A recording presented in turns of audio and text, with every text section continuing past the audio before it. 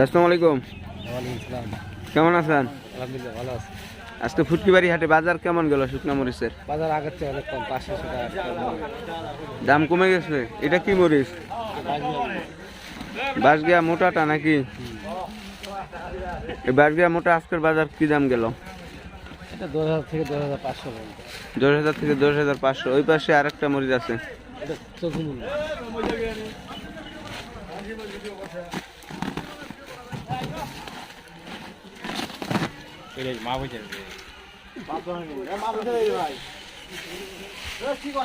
এটা কিটা? এটা চৌকুমুন দাম, এটা অনেক ঝাল। চোখমুন্দা চিকন। কালার ভালো। নতুন বই একটা কালার। এসব কালারটা দেখেন, ফার্স্ট কোয়ালিটির।